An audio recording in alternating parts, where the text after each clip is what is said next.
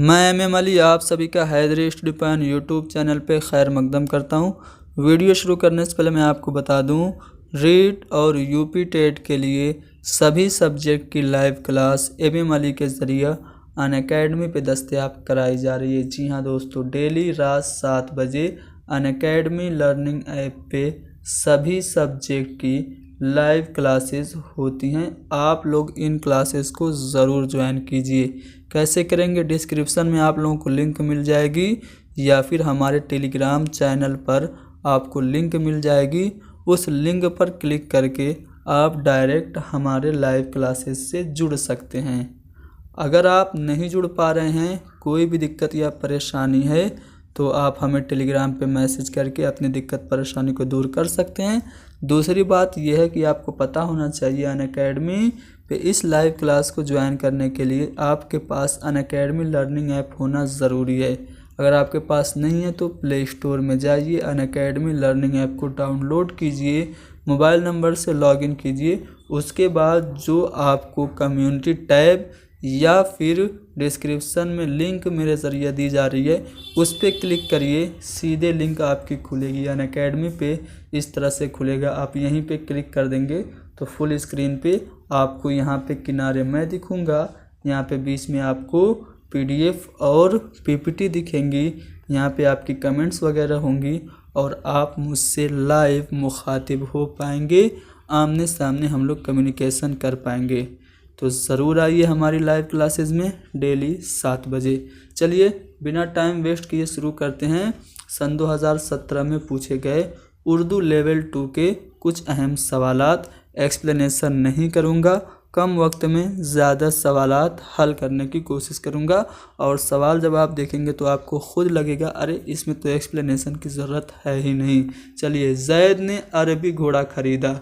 अगर मैं अरबी घोड़ा की बात करूं, कश्मीरी शाल, लाहौरी कुर्ता या फिर लखनवी पैजामा या फिर जापानी जूता, इस तरह से जब मैं कहता हूं तो ये सभी जो मिसालें किसकी हैं, सिफ़त निस्बती की, निस्बत है।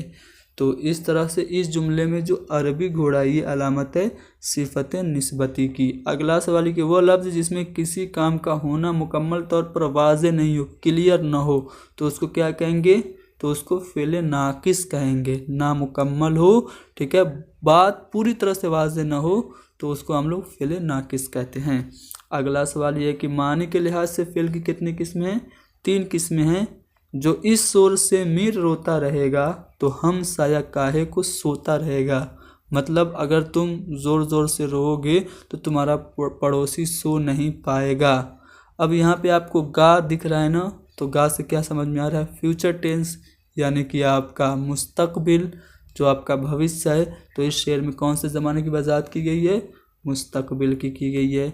अगला सवाल, हाजी की तानीस क्या होगी, तो हज्जिन होगी। आसान सा सवाल है। हरकात व सकनात किसे कहते हैं, अरब को, तहरीक को, एराब को या फिर हुकूमत को। तो हरकात व सकनात ये एराब को कहते हैं, ठीक है। चलिए, ये सभी क्वेश्चन रीट में पूछे गए हैं, ये आपको ध्यान में रखना है। इत्तेहाद व इत्तेफाक से ही कौम की तरक्की मुमकिन है। यानी इत्तेहाद और इत्तेफाक, ये जो 2 लफ्ज़ हैं, ये इस जुमले में इत्तेहाद और इत्तेफाक जो 2 लफ्ज़ हैं, क्या मुतज़ाद हैं, मुतरादिफ, यानी कि हम माना है, साबके हैं या फिर लाहिके हैं। साबका और लाहिका तो आपको पता होगा, फिर भी बता देता हूँ। साबका कहते हैं आपको उपसर्ग को, यानी कि प्रीफिक्स को, जो किसी भी लफ्ज़ के शुरू में जुड़ के लफ्ज़ को मीनिंग को चेंज कर दे। और जो प्रत्यय होता है, यानी कि सफिक्स जिसको कहते हैं, जिसको लायका कहते हैं, वो किसी भी लफ्ज़ के आखिर में जुड़ता है, ठीक है। लेकिन साबका और लायका इसका जवाब नहीं है, बस मैं आपको समझा रहा हूँ। इससे इस जो कथन है, ये जो आपका जुमला है कि इत्तेहाद व इत्तेफाक से ही कौम तरक्की करती है। इत्यादि इत्तेफाक क्या है, दोनों मुतरादिफ है, हम माना है। इबादत खाना, इबादत और खाना दोनों मिल के ये लफ्ज़ बनाए, तो 2 लफ्ज़ या 2 से ज़्यादा लफ्ज़ जब मिल के बनते हैं तो वो अल्फाज कैसे होते हैं, मुरक्कब होते हैं। तो यहाँ पे बी वाला ऑप्शन सही हो गया, ठीक है। मुरब्बा नहीं हो सकता है, मुरक्कब। मुरब्बा जो होता है वो स्क्वायर को कहते हैं, वर्ग को, ठीक है। बचपन में हम लोग पढ़ते थे ए और अलिफ और बी का मुरब्बा, यानी कि ए और बी का होल स्क्वायर। आसमान से गिरा खजूर में अटका, मतलब क्या है, तो ये कहावत है, एक मुसीबत से निकलकर दूसरी में गिरफ्तार हो जाने को हम कहते हैं आसमान से गिरा खजूर में अटका। सकते से ज़रा तवील ठहराव की अलामत। सकता कम ठहरना होता है, उससे थोड़ा सा ज़्यादा अगर आप ठहर जाएं तो उसे क्या कहते हैं? वक्फा कहते हैं। कौसैन की अलामत क्या है? 4 ऑप्शन है, कौन सा है? तो ये चौथा जो ऑप्शन है, जिसको आप लोग कोष्ठक या ब्रैकेट कहते हैं, वही उर्दू में होता है कौसैन। अगला सवाल है, रज्ज़ किस सिनफ़े सुखन के जुज़ हैं? तो रज्ज़ जो है वो आपका मरसिया का जुज़ है रज्ज़। मरसिया लफ्ज़ रेसा से बना है, जिसके माने हैं रोना पीटना के। आजकल जो मरसिया है वो इमाम हुसैन अलैहिस्सलाम और उनके असहाब यानी कि करबला के शहीदों से ही मंसूब हो गई है। वैसे तो मरसिया के अगर हम इस्तिलाह की बात करें तो मरसिया किसे कहते हैं? जो किसी की मौत पर इजहार गम करते हुए जो नज़्म लिखी जाती है वही मरसिया होती है। लेकिन मीर अनीस मिर्ज़ा दबीर ने करबलाई जो मरसिया लिखे, इतने अच्छे लिखे कि उर्दू में मरसिया बस करबला के जो मसाइब जिसमें होते हैं वही कहलाए, यही मशहूर हो गया। यानी इमाम हुसैन अलैहिस्सलाम से मरसिया मंसूब हो गया। तो रज्ज़ जो है, इसके अलावा चेहरा, शहादत, आमद, बैन, ये सभी मरसिया के ही जुज़ हैं। बागो बहार किसकी तसनीफ़ है आपको बताना है? तो मीर अमन की है। ठीक है, ये इनकी मौलिक रचना नहीं है, तवज़ात नहीं है। ठीक है, ये जो मीर अमन की बागो बहार है, इसकी जो अगर मैं असल की बात करूं तो किस्सा चहार दुर्वेश फ़ारसी का एक किस्सा था, जिसको मिर्ज़ा अता हुसैन तहसीन ने 9 तर्ज़ मुरस्सा के नाम से ट्रांसलेट किया था उर्दू की मुश्किल ज़बान में। लेकिन मीर अमन ने क्या किया? 9 तर्ज़ मुरस्सा को आसान उर्दू ज़बान में इतने अच्छे तरीके से इन्होंने पेश किया कि बागो बहार अपने वक्त की सबसे मशहूर तसनीफ़ बन गई। फोर्ट विलियम कॉलेज की सबसे मकबूल तसनीफ़ बागो बहार, जो कि मीर अमन के ज़रिए लिखी गई थी। तो सी वाला ऑप्शन सही है। एक मैं आप लोगों को होमवर्क दे रहा हूँ, कमेंट में बताइएगा कि बागो बहार जो मीर अमन ने लिखा था किसकी फरमाइश पर लिखा था। चलिए, आवाज़ ज़बान की आवाज़ों की 2 किस्मों के नाम क्या हैं? तो मुसव्वते और मुसम्मते, ये ज़बान की आवाज़ों की 2 किस्में हैं।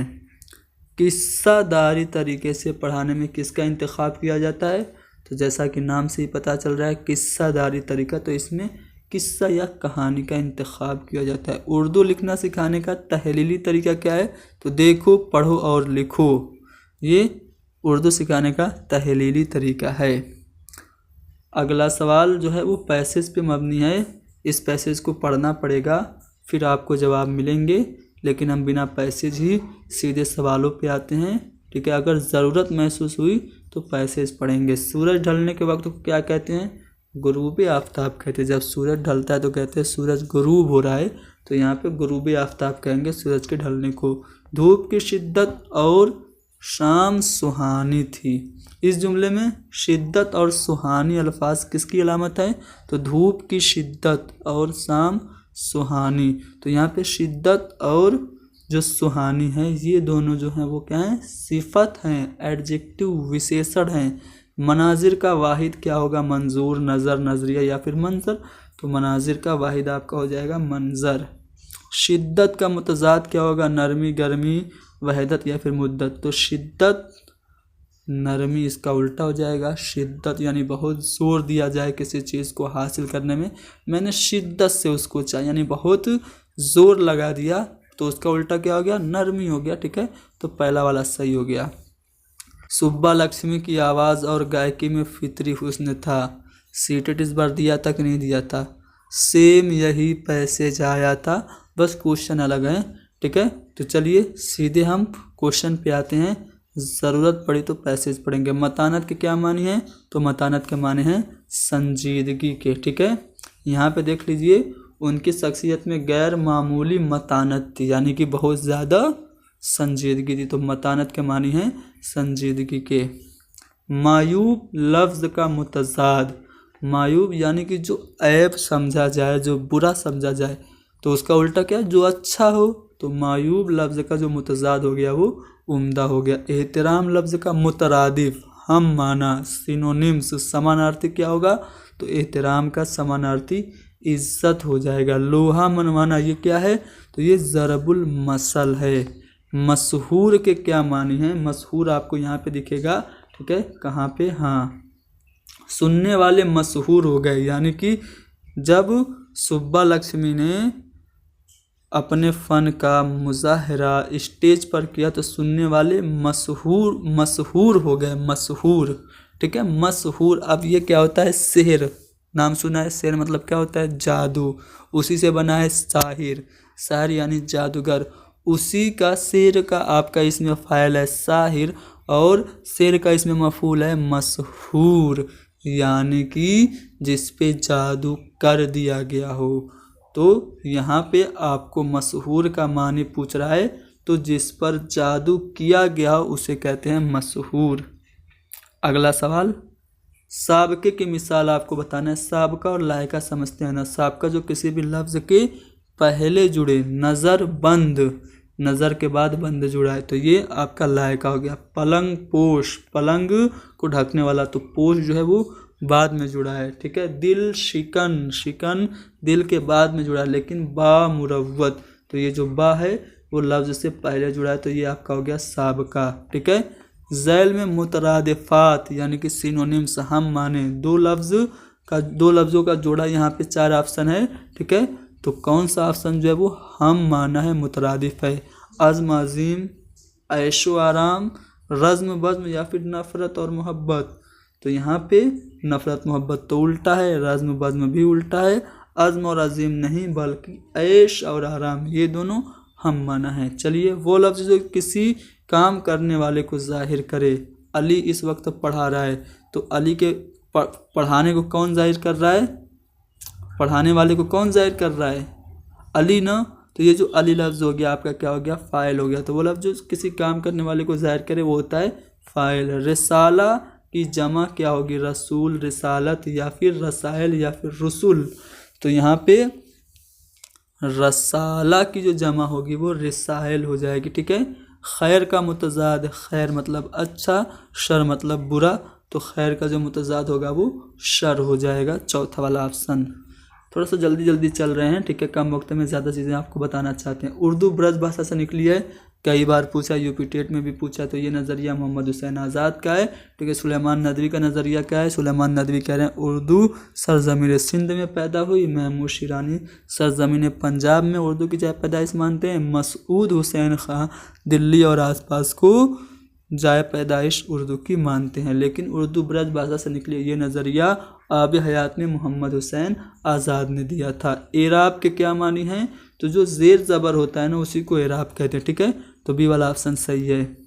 कौन सा लफ्ज़ शम्सी की मिसाल है। अब देखिए, एक होता है जब हम अशम्स लिखते हैं तो आपको क्या दिख रहा है, ये जो अलिफ लाम है वो साइलेंट है ना, तो वो अल्फाज जिसमें अलिफ लाम साइलेंट वो होता है शम्सी हरूफ, और जिसमें अलिफ लाम ज़ाहिर हो, जैसे अल कमर लिखते हैं तो अलिफ लाम ज़ाहिर हो रहा है तो ये होता है कमरी हरूफ। तो यहाँ पे आप देखेंगे तो अल बद्र इसको पढ़ेंगे, अलिफ लाम ज़ाहिर हो रहा है, कमरी हो गया।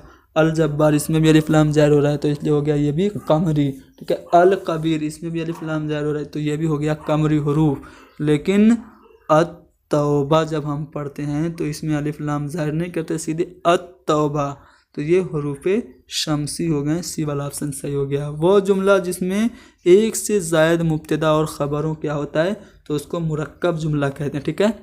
आगे बढ़ते हैं अगले सवाल पे। फ़जाइया की अलामत क्या है, तो फ़जाइया की जो अलामत है आपकी, इसमें आप लोगों को कमेंट करके बताना है, लेकिन यहाँ पे जो पहला वाला ऑप्शन है सही है। इजाज़त हो तो अर्ज़ करो, इस जुमले में कौन सा ज़माना है, तो इसमें आपका मुस्तकबिल है, ठीक है। मुस्तकबिल नहीं, इजाज़त हो तो अर्ज़ करूँ, इसमें आपका मुज़ारे है, ठीक है।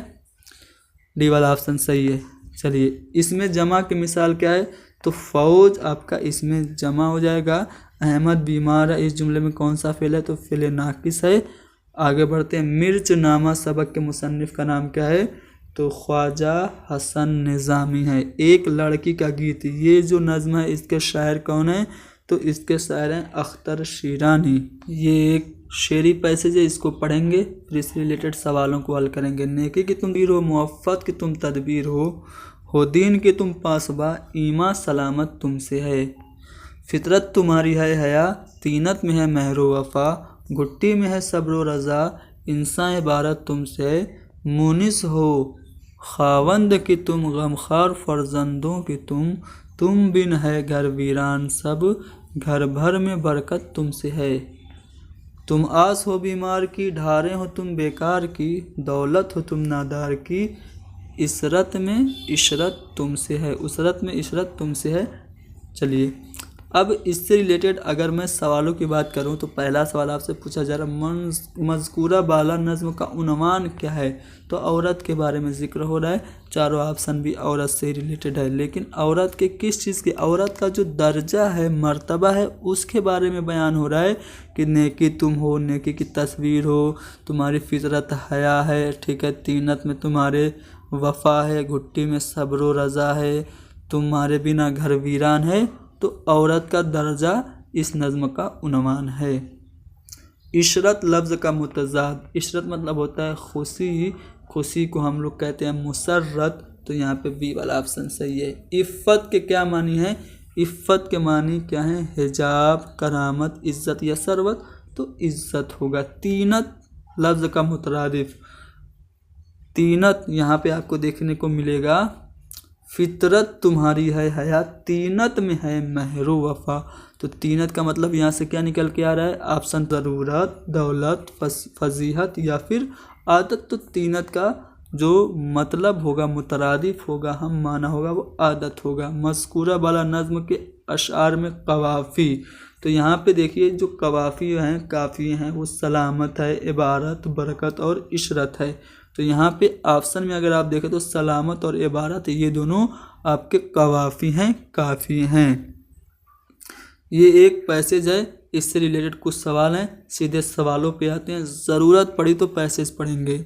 दर्ज वाला इक़्तिबास में किस चीज़ की अहमियत पर जोर दिया गया है? तो अगर आप इसको पैसेज को पढ़ें तो इंसान के लिए ग़िज़ा बहुत ज़रूरी है। इंसानी ग़िज़ा की ख़ास चीज़ें गेहूँ, चावल, चना, सब्ज़ी, फल, अंडा, दूध, घी, मछली, गोश्त वगैरह हैं। तो यहाँ पे ग़िज़ा, अच्छी ग़िज़ा की खुसूसियत और अहमियत पर जोर दिया गया है। हरारत लफ्ज़ का मुतरादिफ, तो हरारत लफ्ज़ का मुतरादिफ क्या होगा? हिद्दत हो जाएगा। तंदुरुस्त यानी जो सेहतमंद हो, उसका उल्टा क्या होगा? यानी कि जो बीमार हो। ग़िज़ा, ग़िज़ा की जमा क्या होगी? हाजमा, अग़ज़िया, ग़ज़ाई या फिर ग़ज़ाइया, तो ग़िज़ा की जमा अग़ज़िया हो जाएगी। साग और तरकारियों से बदन में क्या पैदा होती है? इसके लिए आपको ऑप्शन पढ़ना पड़ेगा। तो यहाँ पे आपको पैसेज पढ़ना पड़ेगा। पैसेज में यहाँ पे आपको देखने को मिलेगा कि साग और तरकारियाँ बदन में हरारत बढ़ाती हैं। तो साग और तरकारियों से बदन में क्या पैदा होती है? हरारत। हरारत का हम माना क्या होता है? गर्मी। तो इसलिए हरारत ऑप्शन में नहीं है, तो हम किसको चूज़ करेंगे? गर्मी को, यानी कि सी वाला ऑप्शन हमारा सही हो गया। उर्दू किस ज़बान का लफ्ज़ है? तुर्की ज़बान का लफ्ज़ है। उर्दू के मानी है लश्कर के। सही इमला क्या है? तो हाजिक जो है ये सही इमला है, ठीक है। उर्दू में कौन सा रस्म ख़त मुश्तमिल है? तो ख़त नस्तालिक उर्दू में इस्तेमाल किया जाता है। लिपि बोलते हैं इसको हिंदी में। गज़ल में मतला के बाद आने वाले मतला को क्या कहते हैं? दूसरा जो मतला गज़ल में आता है पहले मतले के बाद, उसको हम क्या कहते हैं? हुस्ने मतला कहते हैं, ठीक है। बैतुल गज़ल क्या होता है? जो गज़ल का सबसे अच्छा शेर होता है उसको बैतुल गज़ल कहते हैं। चलिए, किसके बगैर गज़ल कहना मुमकिन नहीं? तो काफिया के बगैर गज़ल मुमकिन नहीं। बेखतर कूद पड़ा आतिश नमरूद में इश्क, अक्ल है महवे तमाशाए लबे बाम अभी। इस शेर में कौन सी सनत इस्तेमाल की गई है? तो इसमें सनत तलमी इस्तेमाल की गई। याद रखिए, जब कभी भी किसी शेर में किसी तारीख़ी वाक़या, किस्सा की तरफ इशारा होता है तो उसमें होती है सनत तलमी। जैसे कि निकलना खुल्द से आदम का सुनते आए थे, लेकिन बड़े बेआबरू होकर तेरे कूचे से हम निकले। जैसे कि इब्न मरियम हुआ करे कोई, मेरे दुख की दवा करे कोई। ये दोनों जो अशार हैं इसमें भी आपका सनत तलमी है।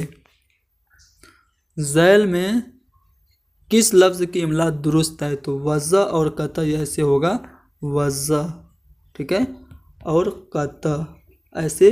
तो ये दोनों जो इमला है, ये जो जोड़ा है दोनों अल्फाज का, सी वाला ऑप्शन है, तो यही आपका सही हो गया। तलबा को नई मालूमात हासिल करने के लिए ज़हनी तौर पर आमादा करता है, तो उसको क्या कहते हैं? ठीक है, बच्चों को कोई नया टॉपिक पढ़ाने जाते हैं तो आप क्या करते हैं? बच्चों का प्रीवियस नॉलेज चेक करते हैं कि प्रीवियस नॉलेज को नए नॉलेज से जोड़ते हैं। तो कौन सा कौशल इस्तेमाल करते हैं? इंट्रोडक्शन ना, प्रस्तावना ना, तो प्रस्तावना को बोलते हैं तमहीद। तो यहाँ पे बी वाला ऑप्शन सही हो गया। चलिए, किसका मकसद बच्चों को एक मेयार तक पहुंचाना होता है? इसका जवाब क्या होगा? कमेंट करके बताना है। चलिए, इब्तिदाई मंजिल पर तदरीस ज़बान के बुनियादी मकासद क्या हैं? तो क्या रटना है? रटना बिल्कुल नहीं है। पहले ऑप्शन में रटना आपको दिख गया, गलत। सबक को बखूबी याद करना, ये भी गलत। तस्वीर को अक्सी कागज़ की मदद से उतारना, ये भी गलत। इब्तिदाई सतह पर तदरीस ज़बान का जो बुनियादी मकसद है बोलना, पढ़ना, लिखना और समझना सिखाना है। तो सी वाला ऑप्शन हमारा सही हो गया। कम वक्त में 60 सवाल मैंने कराए ना, जो कि रीट लेवल 2 में पूछे गए थे। इससे आप लोगों को ये अंदाज़ा तो लगा होगा ना कि रीट में कैसे सवाल आते हैं। रीट की और बाकी सभी सब्जेक्ट की तैयारी करने के लिए आपको क्या करना है? आपको अनअकैडमी पे आना है, ठीक है। अनअकैडमी लर्निंग ऐप को डाउनलोड करना है और रीट की तैयारी 7 बजे डेली कराई जाती है, आपको करना है।